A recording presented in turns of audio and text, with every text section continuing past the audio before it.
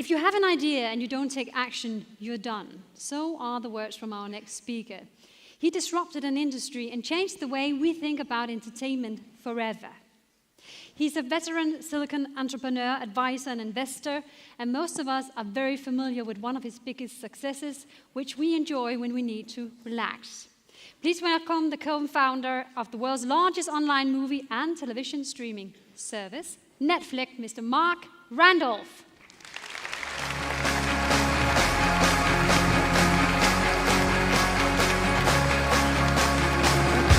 Thank you. Thank you, everybody. Thanks for the warm welcome. And thank you for bringing me to Copenhagen. What a fantastic city. But I'm not going to talk about Copenhagen today. I'm going to tell you about a different favorite city of mine, which is Dallas, Texas. Now, those of you who may know Dallas, Texas might find that a strange choice for a favorite city. But there's actually a simple reason why I'm so fond of Dallas, and I'm going to show you that reason right now. This is the Renaissance Tower in Dallas. And the reason I'm showing you this is because for many years, this was the headquarters of the Blockbuster Corporation.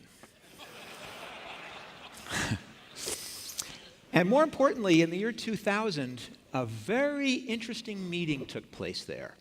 Now, in 2000, Netflix was very different than the company you might know today. We were very small. We were about 2.5 years old.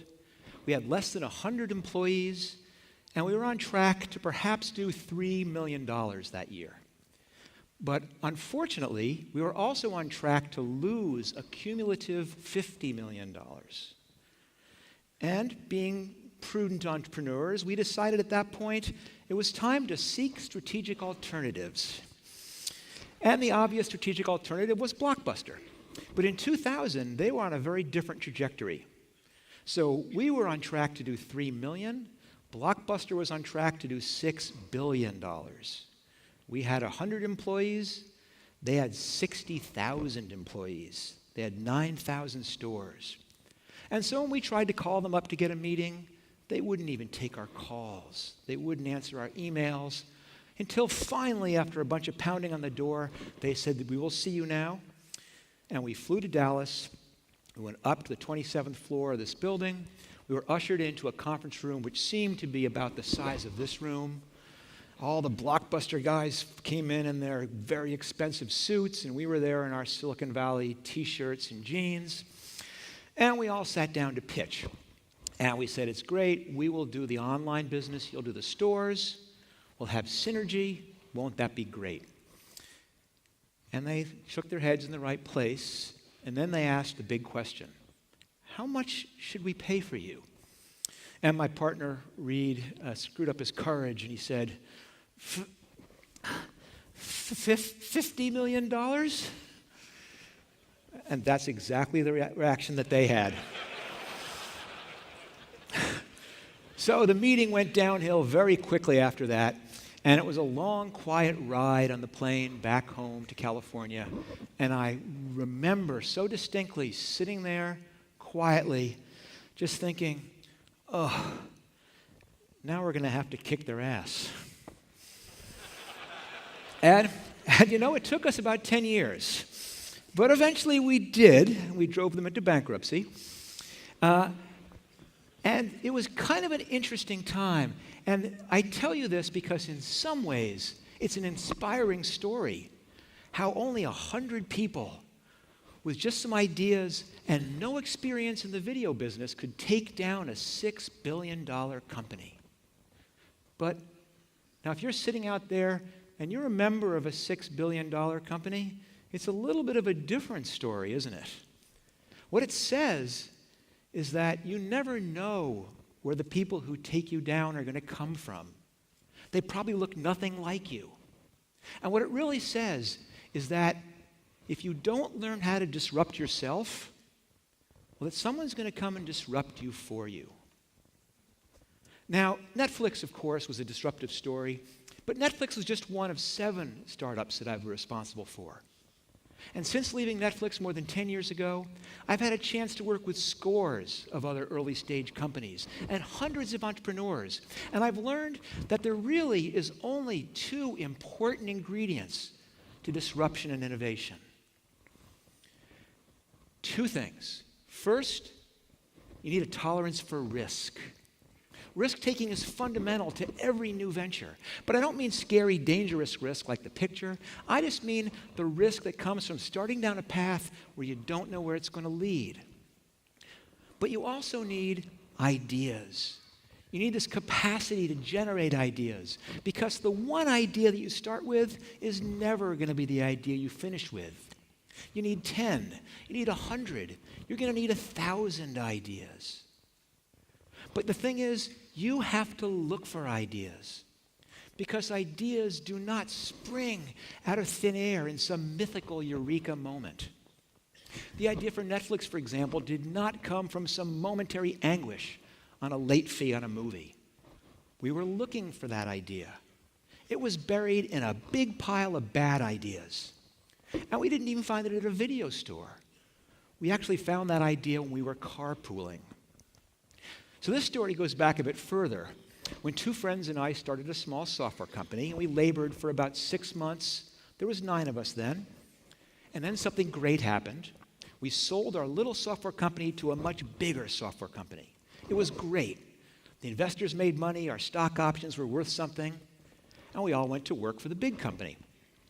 6 months later, that big company was sold to an even bigger software company. And again, a great thing, because the investors made even more money, our stock options were worth even more. But the best thing of all is that I got fired.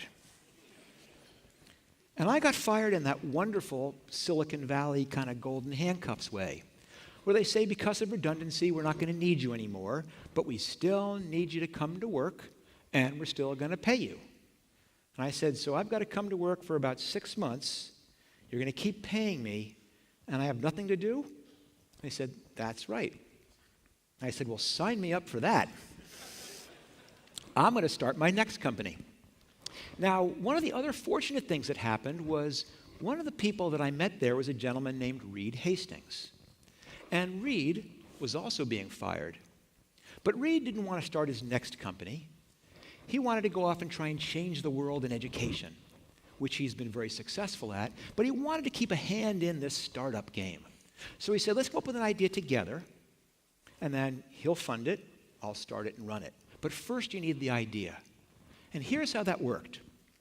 Every morning, Reed would come by my house in Santa Cruz, California, pick me up, and we would drive together to work, up and over the Santa Cruz Mountains, about an hour. And on the way, we would brainstorm ideas. We'd brainstorm hundreds of ideas over the summer, just one after the other. And then when I got to the office, I'd spend my day researching, digging, trying to figure it out. At the end of the day, I'd get back in the car. Reed and I would drive back home, and I would tell him everything that I'd learned. And we did idea after idea, and most of them were terrible ideas. Very quickly, we poked holes in them. None of them made any sense. And in fact, one of the ideas was doing video rental by mail. But back then, videos came on video cassettes, those big, expensive, heavy things, and it didn't take much research for me to realize that's never going to work. Discard, on to the next. Until a few months later, one of Reed's friends told him about this new technology called the DVD, small and light. And we thought to ourselves, that might change some things. So we turned the car around, we drove back to Santa Cruz, went to a used record store and bought a little music CD, went next door to a stationery shop and bought an envelope, a little pink gift envelope. We put the CD in the envelope, addressed it to Reed's house in Santa Cruz, went up the steps of the post office, put a stamp on it, and dropped it in the slot. And the very next morning when Reed came to pick me up, he didn't need to say anything. He just held up an unbroken DVD that had gotten to his house in less than 24 hours. And we said, this just might work. So Reed wrote a check. I got a small office. We hired a dozen engineers. We spent about 6 months doing nothing more than building a simple e-commerce website that most people now could build in an afternoon. But nonetheless, on April 14th, 1998, we launched Netflix. Now, the Netflix back then is nothing like the Netflix that you know today. To start, no streaming, DVD only. Number two, not a tremendous amount of innovation. There was due dates, there was late fees. The only real innovation was that it was by mail. And most interestingly, we didn't just rent DVDs, we sold DVDs. In fact, we sold a lot of DVDs. So many that by the end of our first summer, the good news was our first $100,000 month. The bad news, 99% of it was selling DVDs. And this was bad because we knew it was a commodity business, that pretty soon the margins would go to zero and we'd be out of business. But rental, that was even worse because we couldn't get anyone to do it. And worst of all, doing both at the same time was brutally difficult. We said we've got to pick one and focus on it. But which one? Selling, which is going to go out of business eventually but is paying the bills? Or rental, which might work but is showing no promise whatsoever? So obviously you know the answer. We walked away from selling and bet everything on making rental work. And from that point on, we were so focused on figuring this out that we tried everything we could think of. Buy one, rent one, get one free. We did promotions. We did all kinds of discounting. And I'm kind of a perfectionist. So when we first began running these tests, they'd be perfect. All the spelling, perfect art direction, every single link tested, every single bit of that process. And it would take us about a month. And we'd launch the test, and it would fail. And we'd say, oh, we just lost a month. We've got to go faster. So then we'd try and do the test in 2 weeks, and then it would fail. And now we've wasted 2 weeks. Okay, faster, a week. Okay, a day. Okay, 2 tests in the same day. And as you can imagine, these tests are getting worse and worse. They're getting crappier and crappier. We're having broken links and misspellings and the wrong images, and we're crashing the site. But what was amazing is that we learned if it was a bad idea, that no matter how much we polished the idea, it still didn't work. But if it was a good idea, then even terribly implemented, it immediately worked. People would fight through a crashed site to do it. They'd click trying to find a way to make this happen. And then we knew what to fix. We learned probably one of our most important lessons. We learned it wasn't about having good ideas. It was about building a system to try lots of bad ones. And that's why I'm not a believer in the big idea. Because the big idea doesn't count. It probably isn't going to work. It's the next one you try, and the next one you try, and the next one you try. And we tried hundreds of ideas, 99% of them bad ones. And when we started on April 14th, 1998, our only idea was rent by mail. And on day one, we got 107 orders. And I couldn't believe it. That was way more than I expected. That was my monthly quota. I just couldn't believe we had 107 customers. But our next innovation, a program with no due dates and no late fees, where customers kept the discs as long as they want and swapped them out, well, that worked even better. And 3 years later, we had 150,000 subscribers.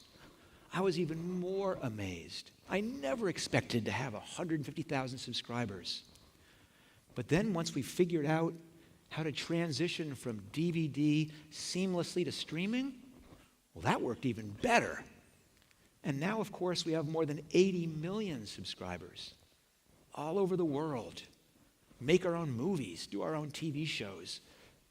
And I am telling you, completely honestly, I hadn't the slightest idea we would ever be at this point.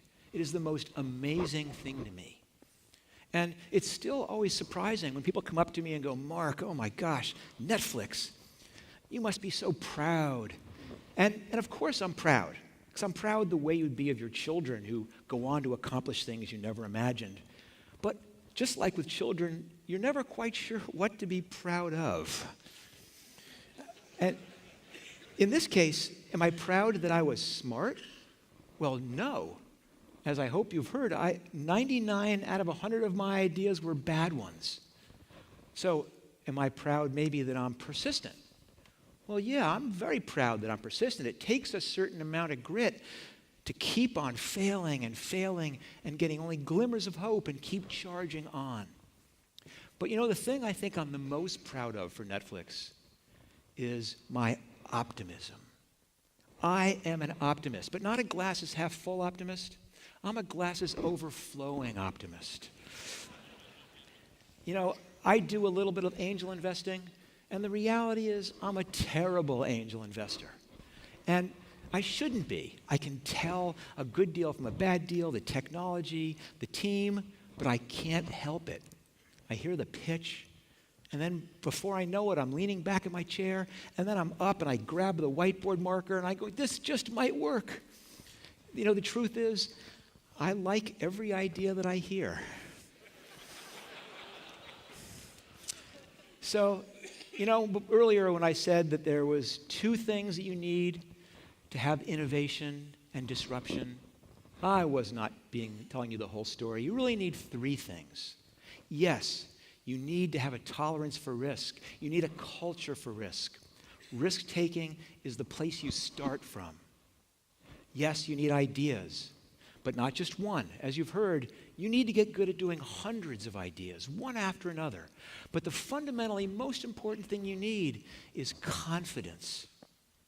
Because you know, when you come in to work with your idea, and you tell it to your boss or your employees, you tell it to your spouse or your kids or your teacher or your students, and they say that thing that everyone says when they hear an idea, that'll never work. Well, a lot of the times you're going to be right, but not always. And you've got to have this confidence that if anyone's going to make it happen, you're going to make it happen. That you don't get anywhere by leaving that idea in your head. Have the confidence to step forward with it. And if everyone you tell your idea to is telling you it'll never work, well, you can always call me, because I like every idea that I hear. Thank you very much.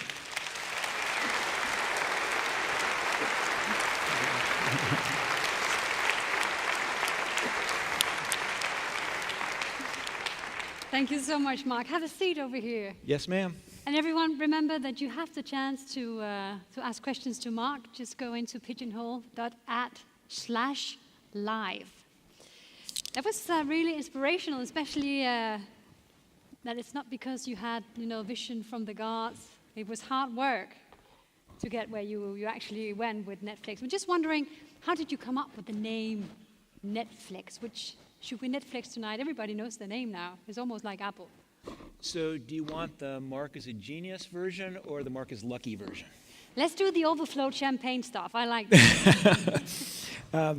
So the problem with this idea of doing DVDs by mail is that it was obvious to everybody that eventually no one was going to use DVDs anymore. As a digital medium, they're just going to stream it or download it. But everyone thought it's going to be tomorrow. And the challenge is, how do you build a company which will work for DVDs now, but yet when the world transitions to streaming, you're still relevant? And if we had said we are going to be the world's best shipper of plastic, we would be dead. If we had said we're the world's best streamer, back then we'd be dead. So instead we positioned ourselves as the world's best place to find movies you love. And that works because it's delivery agnostic. In other words, we don't care whether you want it on DVD or streamed or in 10 years beamed into your fillings. We can do it. And that's kind of why Netflix was there, because it worked in the past, and I think it'll also work pretty far out into the future. Let's just have a question. There's already lots of questions here, and there's one who said, you mentioned that you had so many bad ideas, but you loved them anyway.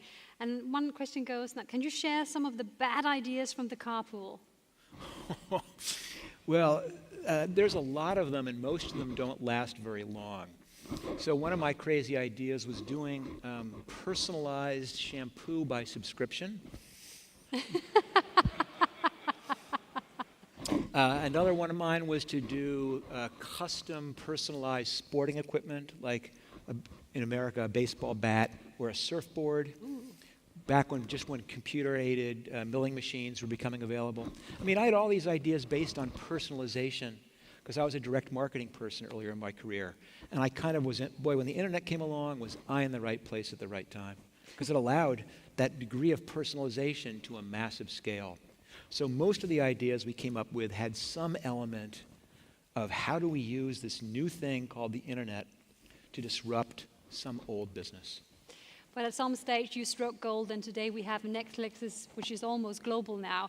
And I just want to share my favorite Netflix is The House of Cards. And I love that we share the unscrupulous, bad, dark thoughts of Frank Underwood. Let's just have a preview to get into the Netflix feeling. And the butchery begins.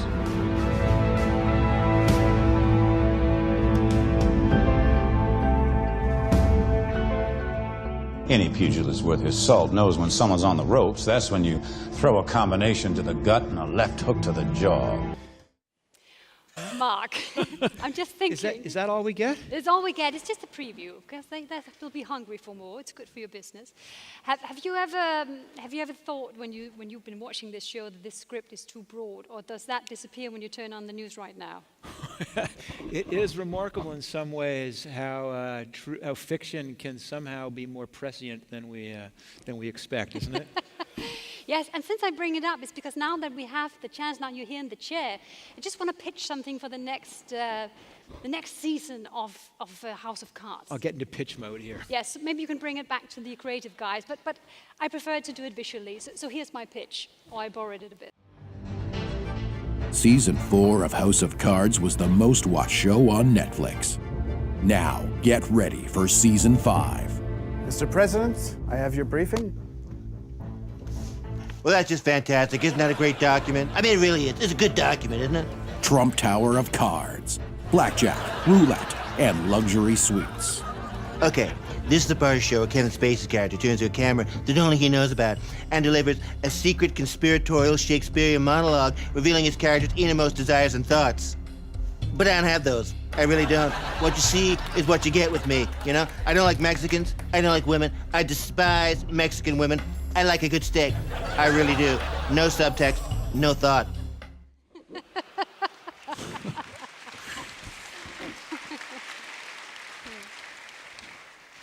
Yes, I'm just thinking, would this work? You think this would be a success for Netflix? Well, I'll run it by the panel and see what they come back Yeah, with. but jokes aside, I know you prefer not to talk a lot about politics because you're a businessman. But what would you say when we look ahead? What is actually necessary, no matter who wins? What is necessary for a framework for bringing more entrepreneurship, more disruption into the business world from the political side? I think there's an element of certainly laissez-faire, which is not trying to be too in the way law and regulation, so it's a classic business position. At the same time, we think there's a lot of things that government can do, certainly in the United States, to support entrepreneurial activity. It's a cultural thing, and you have to have support for that, both financial support for that, tax law support for that, labor law support for that. And just having governments realize the importance of innovation to the economy, I think is a powerful thing. You've been an entrepreneur for more than 4 decades, and you more or less mentioned a bit about this in your presentation, but what would you say is the key learning when it comes to a disruptive idea like the one you did with Netflix? What's the key learning? I'm sorry? The key learning is you have to do something. Too many people have these disruptive ideas in their head, and they have 100 reasons why they shouldn't start. And every disruption starts by seeming completely irrational. I mean, it's crazy, and which makes sense. If it wasn't crazy, someone would have done it already. But someone has to say, let's just try it. Let's just see what happens. And almost every big innovation starts that way. Pardon me. Which is why large companies sometimes have a hard time getting started. They have a very stable business and they don't want to rock the boat at all. Whereas small companies don't have that risk. They can move faster, they can take more chances. As you mentioned, you're not afraid of failure, but I'm just wondering, what would you say has been your biggest failure and what did it teach you? See, I don't think I have any single big failures that I'd point to. I have a collection of several thousand small failures. That counts too. It does. And, I think one of the skills is being able to take small incremental risks, especially now. When we started Netflix, I said it took us 6 months just to build a website. And so the risk we took then was substantial. It was 6 months of my life, 6 months of my employees' lives, several $1 million. But today, that risk could be taken over a weekend. It could be taken for $100, which just totally opens up the ability to try things.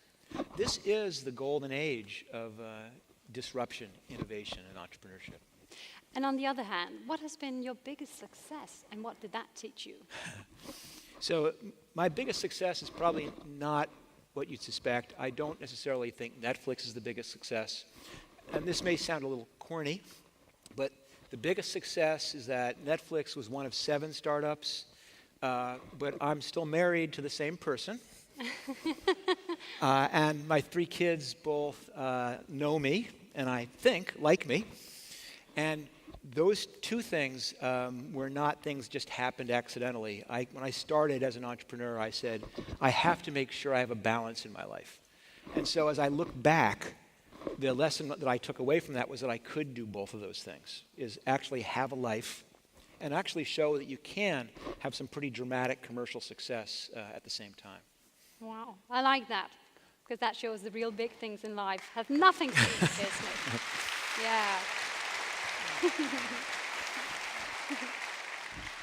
Thank you for that. You mentioned Blockbuster, and I think, I guess they must kind of cringe every time they hear the name Netflix, and I love the story about it. It was very, it was very graphic. I saw it for my eyes. I'm just wondering, there's another question here. What about Netflix? One is asking, what is the uniqueness of Netflix? Can it not easily be copied or disrupted? Is it still a commodity or ? Sure, it's absolutely a commodity, and certainly it could be disrupted. I have young entrepreneurs all the time who are scared to even tell me their idea.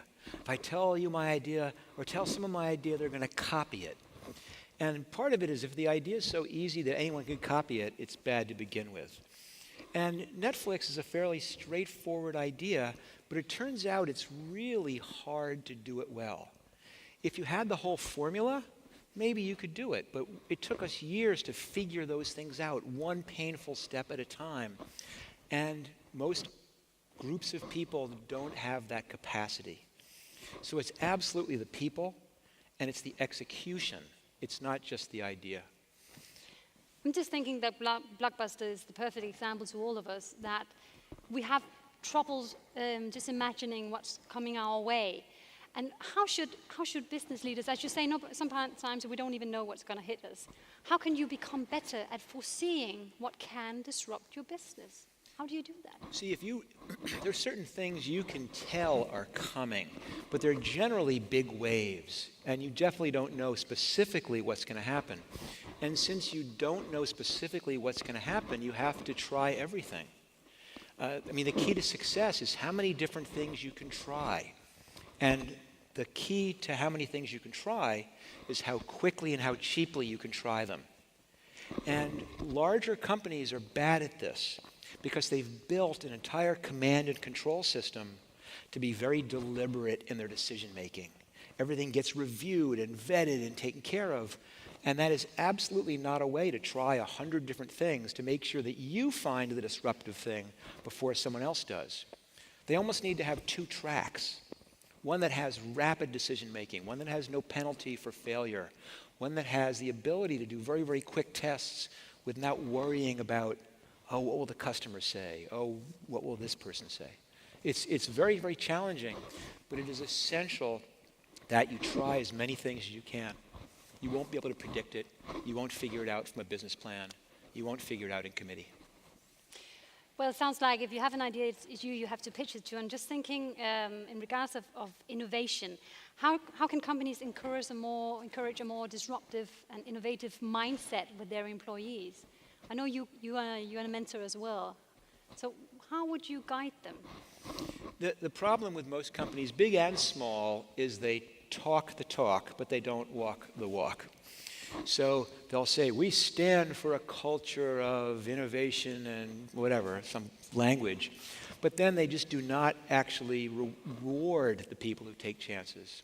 They don't promote the people who take chances. They don't send the signals that we tolerate and encourage risk. And risk does not mean taking an entire business unit and turning it on its head. Risk means saying, is there a new process we can try? And encouraging that, and rewarding that, and promoting that. Because it sends a signal to everybody that this is a company which is serious about people being willing to try new things, even though most of them are not going to work. It is so much a cultural thing. And if there's any advantage that startup geographic hubs have, who want to be the Silicon Valley of this or Silicon Valley of that, it's that you have to build that culture of risk-taking. Without that, it's all just going through the motions and lip service, as we say. We have one more question coming up here, and this says, could you say, what are, in your perspective, the technologies that are on the verge of a breakthrough? You hear so many pitched all the time. What do you see as the breakthrough coming up? Well, the first thing is I'm not a technology guy. That isn't the things that really excite me. I'm much more looking for really interesting business problems.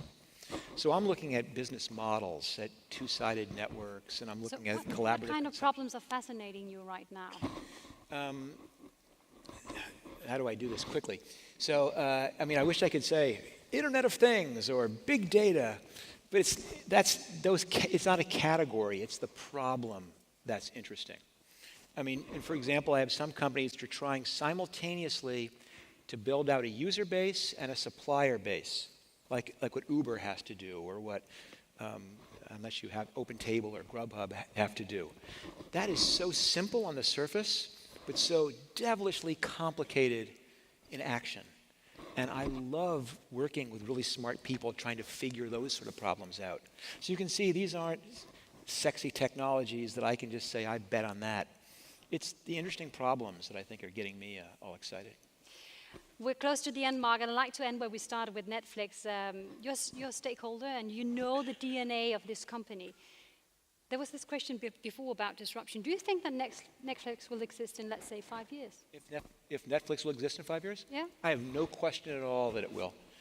And again, I don't work there now. I don't have some deep insight into the current strategy and tactics, but I understand Netflix's DNA. It's one of those things, when you look at a company, even though you haven't been there a long time, you can see the culture and how they think. And I sometimes say, you can tell Netflix, it has my nose. It looks like you. And it's this issue of always being willing to leave the past behind and bet everything on the future.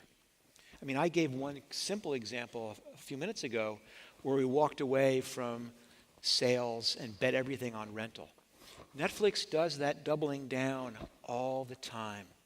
So as some new disruption comes along, they will not be scared. They will not keep resourcing their old business out of trying to keep it alive. They'll push all the chips onto where the world is going.